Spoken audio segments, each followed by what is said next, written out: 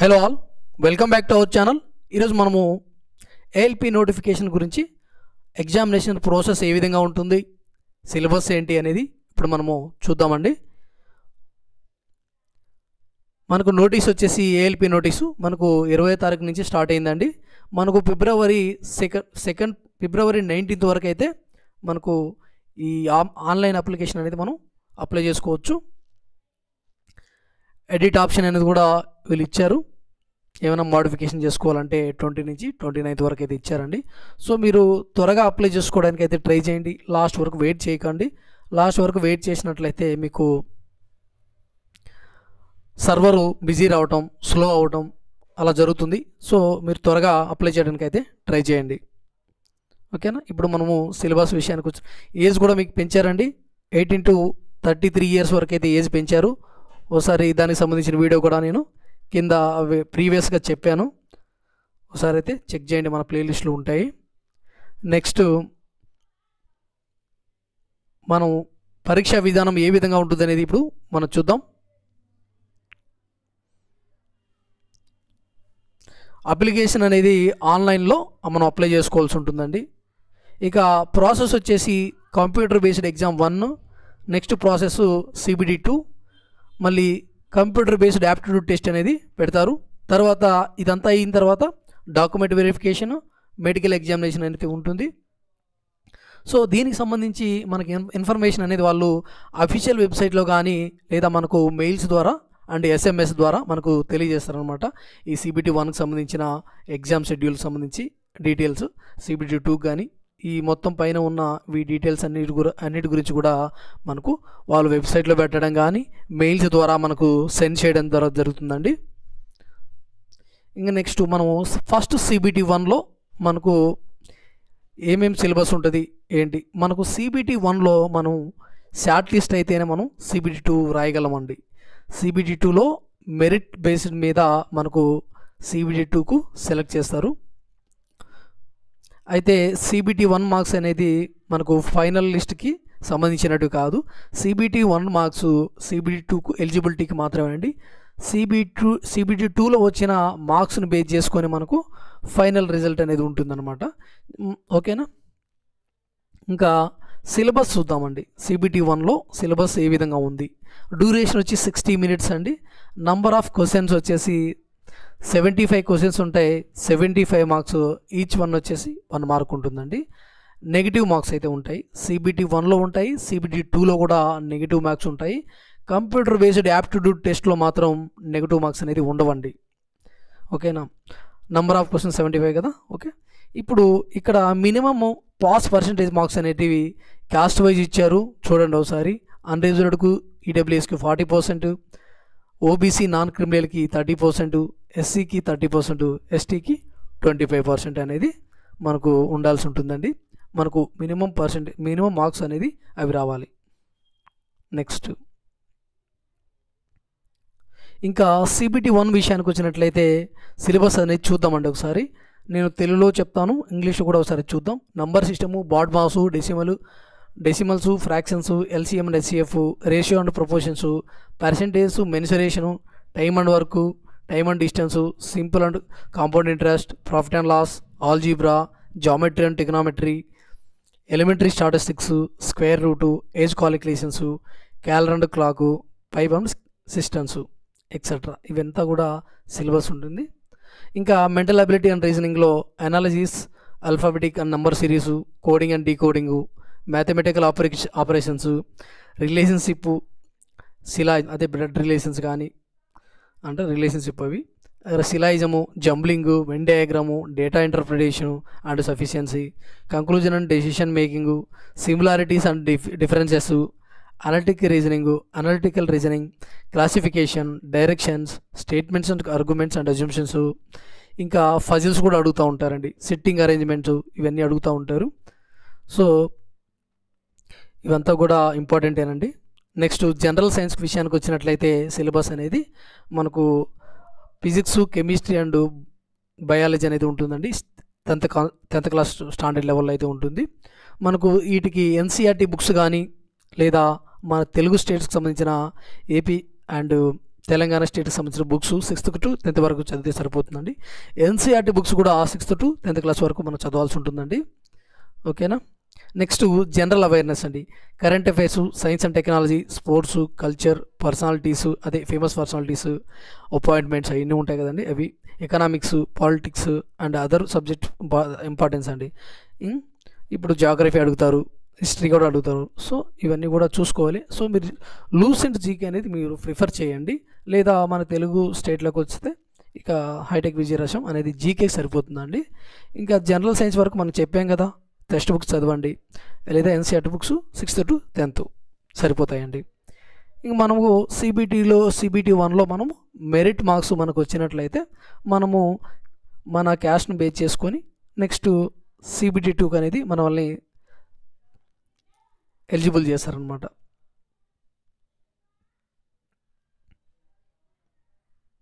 ఇంకా ఇక్కడ CBT 2 అండి. CBT 2 ఎగ్జామ్స్ వచ్చి short listing of candidates for CBT 2 shall be done RRB wise and community wise as per their normalized marks and merit and CBT 1. CBT 1లో ఎవరికైతే merit వస్తాయో caste వైజ్గా వాళ్ళని అయితే సెలెక్ట్ చేస్తారండి. ఇక్కడ వేకెన్సీస్కి 15 times మెంబర్స్ని అయితే తీసుకుంటారంట. లేదు మాకు అవకాశం ఉంటే కూడా మేము ఈ 15 అనే నెంబర్ని ఇంక్రీజ్ చేస్తామని కూడా ఇక్కడ ఈ సిలో చెప్పినారండి. ఓకేనా. The final panel for ALP will be prepared only on the basis of the marks and merit of the candidate in CBT 2 and CBAT. ఓకేనా. ఇక్కడ CBT 2లో మెరిట్ మ్యాక్స్ని బేస్ చేసుకొని and computer based aptitude test base చేసుకొని అయితే final panel అనేది ALPకి సంబంధించింది prepare చేస్తారని క్లియర్గా ఇక్కడ మెన్షన్ చేశారు. ఇంకా pattern and syllabus of CBT 2 అండి. CBT 2 యొక్క ప్యాటర్న్ సిలబస్ ఏ విధంగా ఉంటాయి? CBT 2లో 2 పార్ట్స్ ఉంటాయండి, పార్ట్ ఏ, పార్ట్ బి. ఇక్కడ టోటల్ డ్యూరేషన్ వచ్చి 2 hours and 30 minutes, total questions వచ్చి 175 ఉంటాయండి. ఇంకా పార్ట్ ఏలో 90 minutesకి 100 questions రాయాల్సి ఉంటుంది. పార్ట్ బిలో 60 minutesకి 75 questions అనేది మనం చేయాల్సి ఉంటుందండి. నెగిటివ్ మార్క్స్ వచ్చేసి 1/3 అనేది నెగిటివ్ మార్కింగ్ అనేది ఇక్కడ ఉంటుంది. ఇంకా CBT అనేది మనకు మల్టిపుల్ స్టేజెస్లో జరుగుతుంది కాబట్టి మార్క్స్ అనేది నార్మలైజ్డ్ మార్క్స్ అనేది మనకు ఫైనల్ మార్క్స్ అవుతాయండి. ఇంకా మనకు minimum pass percentage for eligibility part ఏలో ఈ విధంగా ఎలిజిబిలిటీ అనేది ఉండాలి అని వాళ్ళు చెప్తున్నారు.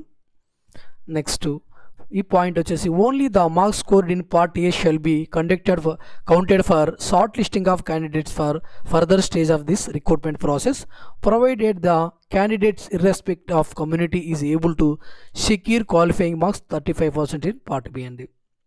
ఓకే, పార్ట్ బిలో 35% మార్క్స్ అనేది వచ్చి ఉండాలి. పార్ట్ ఏలో మెరిట్ మార్క్స్ అనేది బేస్ చేసుకొని పార్ట్ ఏలో మెరిట్ మార్క్స్, పార్ట్ బిలో 35% అనేది మార్క్స్ అనేది మనకు రావాలండి.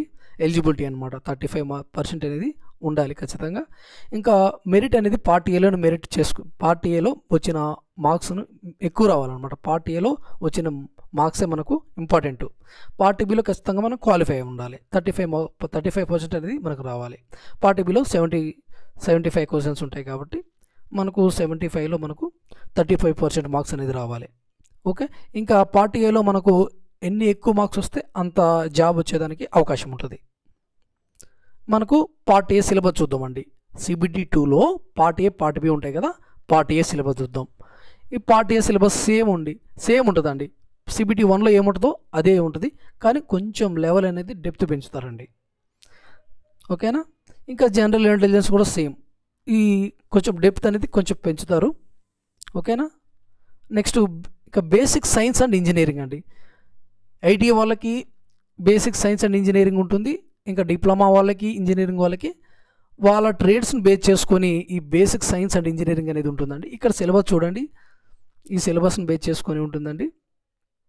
డ్రాయింగ్, ఇక units, measurements, mass, weight and density, work, power and energy, speed and velocity, heat and temperature, basic electricity, levers and simple machines, occupational safety and health, environmental education, IT literacy etcetera. ఇవంతా కూడా syllabus అండి.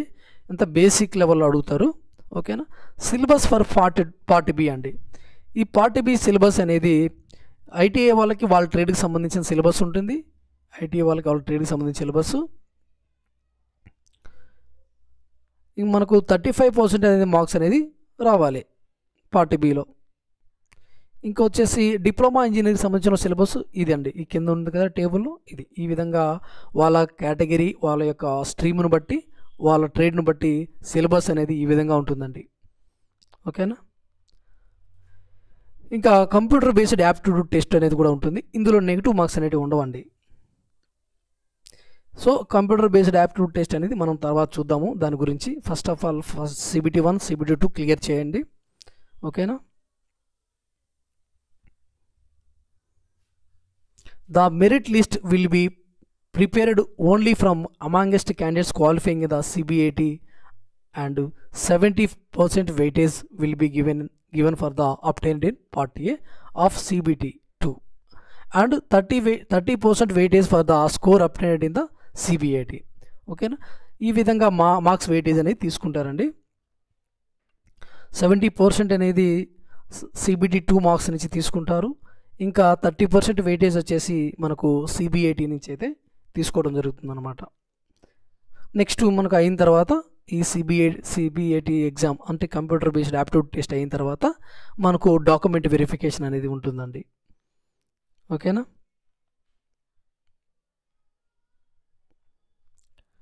ఈ విధంగా మనకు examination process, exam syllabus అనేది ఉంటుందండి. మీకు ఏమైనా డౌట్స్ వచ్చే మటుకు ఖచ్చితంగా కింద కామెంట్ సెక్షన్లో మీరు అడగొచ్చండి. ఓకే. ITI వాళ్ళకి ITI ట్రేడ్ సిలబస్ ఉంటుంది. ఇక డిప్లొమా ఇంజనీరింగ్ వాళ్ళకి సంబంధించిన స్ట్రీమ్స్లో వాళ్ళకి సంబంధించిన ట్రేడ్లో సంబంధించిన ఎగ్జామ్ అనేది ఉంటుంది. ఇక్కడ బేసిక్ ఇచ్చారు కదా, బేసిక్ సైన్స్ అండ్ ఇంజనీరింగ్, ఈ విధంగా సిలబస్ అనేది ఉంటుందండి.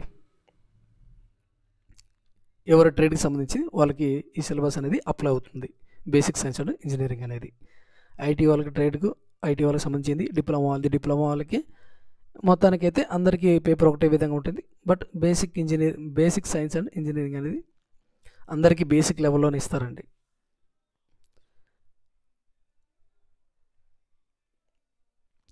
మనము ఇంకా సిలబస్ అనేది ఒకసారి చూద్దామండి.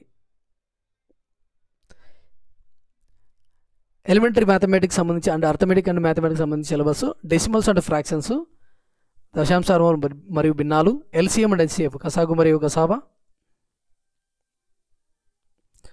Fundamental arithmetical operations and board అండి, ప్రాథమిక అంకగణిత కార్యకలాపాలు మరియు బోర్డ్ సంబంధించిన questions. Next problems on number system relating to the integers and whole numbers అండి, సంఖ్యా వ్యవస్థ మీద సమస్యలు మరియు పూర్ణాంకాలు, పూర్ణ సంఖ్యలు అండి. నెక్స్ట్ పర్సెంటేజెస్, శాతాలు. Next ratio and proportions, direct and inverse proportions అండి, ప్రత్యక్ష మరియు విలోమ నిష్పత్తులు.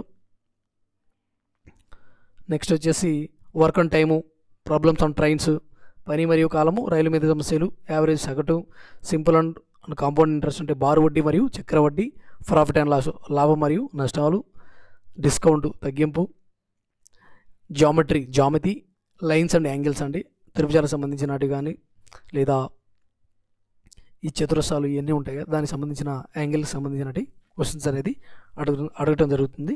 Next interpretation of the simple graphs and data interpretation సంబంధించి అడుగుతూ ఉంటారు. పై చార్ట్స్,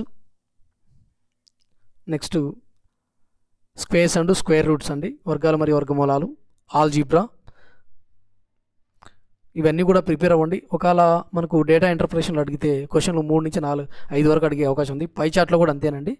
ఒక్కోసారి మనం నెక్స్ట్ చెప్తానండి ఏ చాప్టర్ మీద ఎక్కువగా వెయిటేజ్ అడిగే అవకాశం ఉందని. నెక్స్ట్ ఒక నిమిషం నుండి మిగతా చెప్పేస్తాను.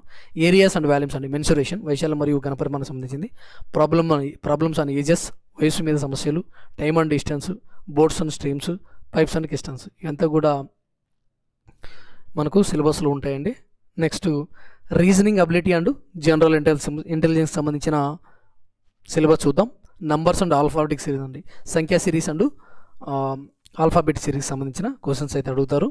ఇంకా డైరెక్షన్స్ అండి, దిశలు, సిట్టింగ్ అరేంజ్మెంటు, ఫజిల్స్,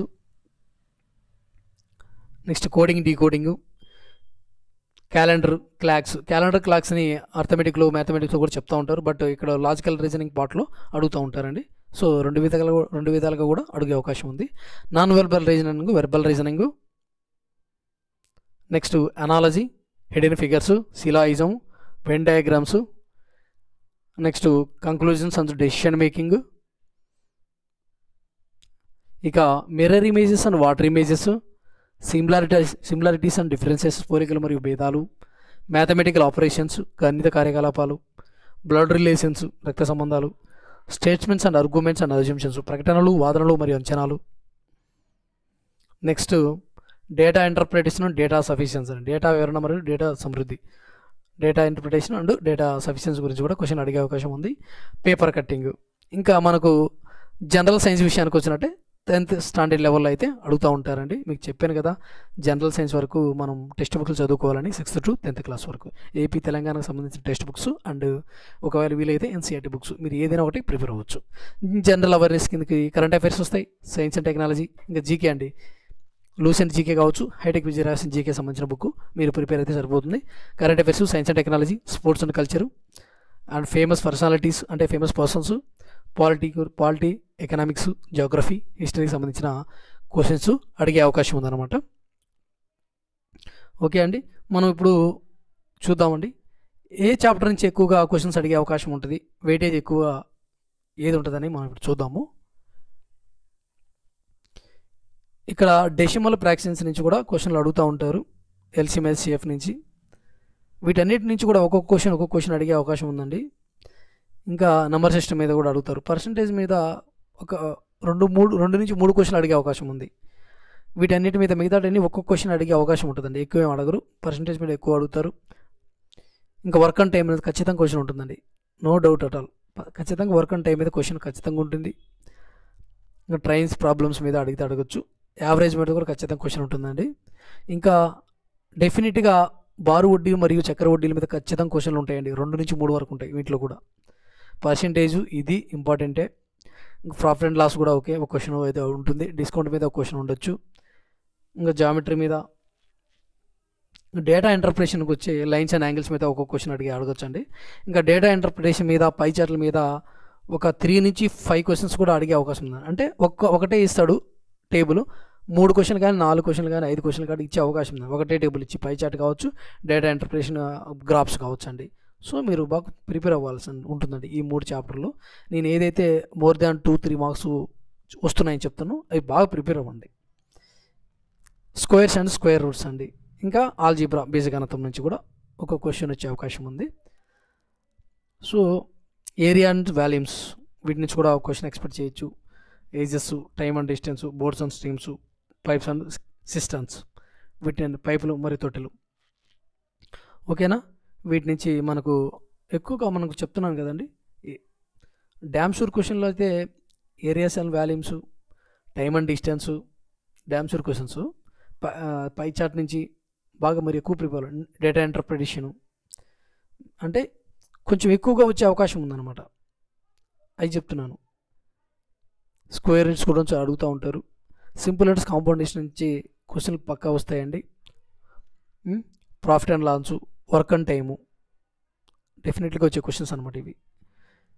ఇంకా పర్సంటేజెస్ నుంచి, రేషియో ప్రపోర్షన్స్ నుంచి, నంబర్ సిస్టమ్ నుంచి, అంటే ఇవి డెఫినెట్గా అడుగుతారండి. డెసిమల్ ఫ్రాక్షన్ నుంచి, ఎల్సిఎం, హెచ్సిఎఫ్ మీరు అన్నీ ప్రిపేర్ అవ్వాలి. బట్ నేను ఏదైతే వెనకమాల చెప్తున్నానో అవి కొంచెం ఎక్కువగా ప్రిపేర్ అవ్వండి. ఓకేనా, క్వశ్చన్స్ ఉండేది మనకు వెయిటేజ్ సపరేట్ చెప్తానండి. మ్యాథమెటిక్స్లో ఎన్ని క్వశ్చన్స్ వస్తాయి, రీజనింగ్లో ఎన్ని వస్తాయి, జనరల్ సైన్స్లో ఎన్ని ఇస్తారు అనేది తర్వాత మనం మాట్లాడుకుందాం. నెక్స్ట్ ఇంకా రీజనింగ్ విషయానికి వచ్చినట్లయితే నెంబర్ సిరీస్ కానీ ఆల్ఫాబెట్ సిరీస్లో క్వశ్చన్ అడుగుతారండి. డైరెక్షన్స్లో ఒకటి, సిట్టింగ్ అరేంజ్మెంట్ కానీ ఫజిల్స్ కానీ వెరీ వెరీ ఇంపార్టెంట్ అండి. ఒకటే క్వశ్చన్ ఇస్తాడు, 3 నుంచి 4 క్వశ్చన్లు అడిగే అవకాశం ఉంది. ఒకటే క్వశ్చన్, పెద్ద క్వశ్చన్ ఇస్తారు, seating arrangement, puzzles, coding, decoding మీరు ఎక్స్పెక్ట్ చేసే క్వశ్చన్స్ దీని నుంచి వస్తాయండి ఖచ్చితంగా. Seating arrangement, puzzles, coding, decoding, alphabet series, directions,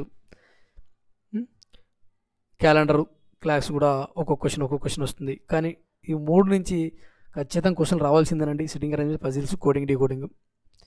ఓకేనా, అంటే మోర్ దాన్ 1 వచ్చే అవకాశం ఉందన్నమాట. ఇవన్నీ కూడా ఒక్కొక్క క్వశ్చన్ వచ్చేటివే, కానీ మోర్ దాన్ 1 ఎక్కువ వచ్చే question sitting arrangement, puzzles, coding, decoding. ఇంకా కంక్లూజన్స్ అండ్ సిలాయిజం నుంచి అండి. సిలాయిజం నుంచి కూడా మోర్ దాన్ 1 క్వశ్చన్స్ వస్తాయి, మోర్ దాన్ 1 క్వశ్చన్ వచ్చే 2, 3 అట్లా రావచ్చు. ఇంకా ఇవన్నీ కూడా 1 అనాలజీ కానీ, హిడెన్ ఫిగర్స్ కానీ, వెన్ డయాగ్రామ్స్ అన్నీ కూడా 1 మార్క్స్ అండి. కంక్లూజన్స్ అండ్ డెసిషన్ మేకింగ్ కూడా ఇంపార్టెన్సే. ఈ నుంచి కూడా మోర్ దాన్ 1 క్వశ్చన్స్ అనేది అడగడం జరుగుతుంది. ఇంకా మిర్రర్ ఇమేజెస్ ఒక క్వశ్చన్ అడగచ్చు, వాటర్ ఇమేజెస్ సంబంధించి, సిమిలారిటీస్ డిఫరెన్సెస్ ఒక క్వశ్చన్, మ్యాథమెటికల్ అప్లికేషన్ ఒక క్వశ్చన్, బ్లడ్ రిలేషన్స్ కూడా ఇవి కూడా మోర్ దాన్ 1 క్వశ్చన్ అనేది అడుగుతూ ఉంటారండి, బ్లడ్ రిలేషన్స్. ఇంకా ప్రకటనలు మరియు వాదనలు అంచనాలు అంటే స్టేట్మెంట్స్, ఆర్గ్యుమెంట్స్ అండ్ అజంప్షన్స్ సంబంధించి ఇవి కూడా అడిగే అవకాశం ఉంది, మోర్ దాన్ 1 క్వశ్చన్. ఓకేనా. Next data interpretation and data sufficiency ఒక క్వశ్చన్ ఎక్స్పెక్ట్ చేయొచ్చు. పేపర్ కటింగ్ కూడా ఒక క్వశ్చన్ అనేది ఎక్స్పెక్ట్ చేయొచ్చు అండి. సో మీరు ఇదంతా కూడా బాగా నేను ఏదైతే ఇంపార్టెంట్ చెప్తున్నానో మోర్ దాన్ 1 క్వశ్చన్ అని అవి బాగా ప్రిపేర్ అవ్వండి. మిగతా అందులోంచి ఇవ్వరా అంటే ఇస్తారు, కానీ ఒక క్వశ్చన్ అట్లా ఇస్తారు, లేదు ఇస్తే ఇవ్వరు కూడా. ఓకేనా. మార్క్స్ వెయిటేజ్ బేస్ చేసుకుని కదా ఇస్తారు. అన్ని క్వశ్చన్లో ఒక దాంట్లో 3 ఇచ్చి మిగతాటి కవర్ చేయడం కుదరదు కాబట్టి సో అన్నీ ప్రిపేర్ అవ్వాలి. బట్ నేను చెప్పినట్టు కొంచెం ఎక్కువగా ప్రిపేర్ అవ్వడానికి అయితే ప్రయత్నం చేయండి. మిగతా దాంట్లోంచి కూడా అడగరా అంటే అడుగుతారండి, అందుకని అన్నీ ప్రిపేర్ అవ్వాలి. బట్ నేను ఏదైతే మోర్ దాన్ 1 మార్క్ వచ్చే అవకాశం ఉందో అని చెప్తున్నాను, అవి బాగా నేర్చుకొని పెట్టుకోండి. ఓకేనా అండి. మీరు ప్రిపరేషన్ అనేది మీరు బాగా చేసుకోండి. మీరు ఖచ్చితంగా కాంపిటీషన్ ఎక్కువగానే ఉంటుంది. మీరు ఎంత ఎక్కువ ప్రిపరేషన్లో ఉంటే అంత మీకు బెస్ట్ అండి.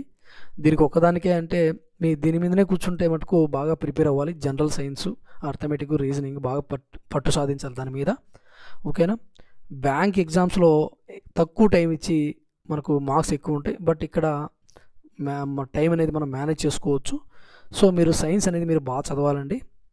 ఓకేనా. సైన్స్ బాగా చదవాలి. మీరు సైన్స్ బాగా చదివినట్లయితే మీకు అందరికి ఒకటే కదండి, అర్థమెటిక్, రీజనింగ్ బ్యాంక్ వాళ్ళకి ఒకటే, ఎస్ఎస్సి వాళ్ళకి ఒకటే. సో ఇవి అందరికి ఒకటే ఉంటాయి. బట్ ఇక్కడ సైన్స్లో ఇక్కడ మనం ఎక్కువ మార్క్స్ గెయిన్ చేసినట్లయితే కంపేరింగ్ బ్యాంక్ అండ్ ఎస్ఎస్సి స్టూడెంట్స్తో మనం గెయిన్ అయ్యే అవకాశం ఉంది. ఇంకా జీకే అంటారా, జీకే అందరికి ఒకటేనండి. ఆర్ఆర్బీ వాళ్ళకి, ఎస్ఎస్సి వాళ్ళకి, బ్యాంక్స్ వాళ్ళకి అందరికీ జీకే ఒకటే ఇస్తారు. లూసెంట్ జీకే నుంచి కానీ హైటెక్, విజయరాజన్ అట్లా ఉంటుంది జీకే అనేది. సో మీరు ఇక్కడ కాన్సన్ట్రేషన్గా ఎక్కువ మీరు సైన్స్లో ఎన్ని మార్క్స్ ఎక్కువ సాధిస్తారో వాళ్ళకి జాబ్ వచ్చే అవకాశం ఇక్కడ ఎక్కువగా ఉంటుందన్నమాట. ఓకేనా. ఓకేనండి. మన ఛానల్లో ఏ జోన్కి అప్లై చేసుకుంటే మనకు బాగుంటుంది మీకు చెప్పాను, ఒకసారి అయితే చూసుకోండి. మీకు ఏ జోన్ బెస్ట్గా అనిపిస్తుందో, మీకు ఏ కేటగిరీకి సంబంధించిన జాబ్స్ ఎక్కువ ఏ జోన్లో ఉన్నాయి దాన్ని చూసి అప్లై చేసుకోండి. మ్యాక్సిమం మన తెలుగు స్టేట్లో అప్లై చేసుకొని ట్రై చేయండి. బట్ కాంపిటీషన్ చాలా ఎక్కువగా ఉంటుంది, ఇది మటుకు గుర్తుపెట్టుకొని మీరు మీ ఎగ్జామ్స్కి ప్రిపేర్ అవ్వండి. థ్యాంక్ యూ అండి. ఇలాంటి అప్డేట్స్ కోసం అయితే మన ఛానల్ని సబ్స్క్రైబ్ చేసుకోండి. మీ ఫ్రెండ్స్ ఎవరంటే వాళ్ళకందరూ కూడా మన వీడియోస్ అనేది షేర్ చేయండి. వీడియో నచ్చినట్లయితే లైక్ చేయండి. Thank you very much.